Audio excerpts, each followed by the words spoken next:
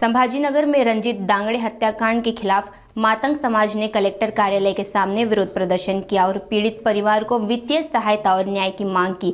समाज ने ये भी मांग की कि इस हत्याकांड के आरोपियों को मौत की सजा दी जाए। 1 जनवरी 2025 संभाजीनगर के फलसपुरा में मातंग समुदाय के रंजीत सुधाकर दांगड़े की बेरहमी से हत्या कर दी गई।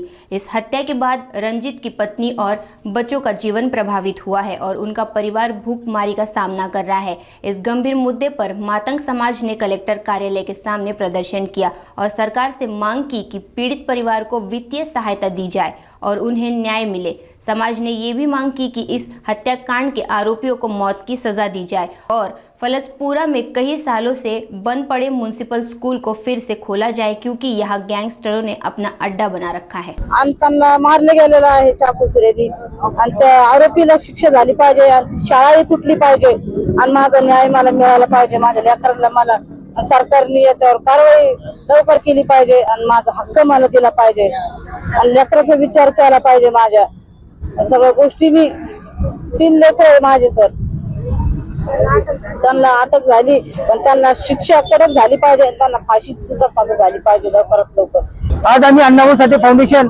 या सामाजिक संघटनेच्या वतीने आज आम्ही जिल्हाधिकारी कार्यालयावर निदर्शन ठेवले आहे। आमची प्रमुख मागणी आहे की दिनांक 1 जानेवारी रोजी रंजीत सुधाकर दांडगे या मातंग समाजाच्या तरुण युवकाचा निर्गुण खून करण्यात आला। खून केल्यामुळे त्याच्या कुटुंबावर आज अत्यंत उपासमारची वेळ आलेली आहे। आमची शासनाला या निदर्शनाद्वारे मागणी आहे की शासनाने या पीडित कुटुंबाला, पीडित महिलेला किमान 30 लाखाची आर्थिक मदत केली पाहिजे, कारण की परभणी बीड मध्ये अशी मदत शासनाने पीडिताला केलेली आहे। त्यामुळे आमची अशी मागणी आहे की पीडिताला न्याय मिळाला पाहिजे, तिला बी आर्थिक मदत मिळाली पाहिजे।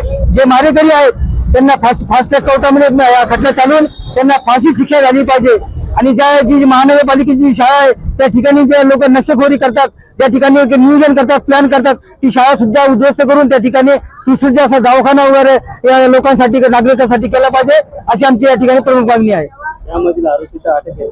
हो, आरोपी अटक आहे, त्यांना शिक्षा झाली पाहिजे। चांगल्या चार्जशीट वगैरे बनली पोलिसांनी तर त्यांना फाशीची शिक्षा लागेल। नुसतं अटक केली म्हणजे काम झालं असं हे होणार नाही ना।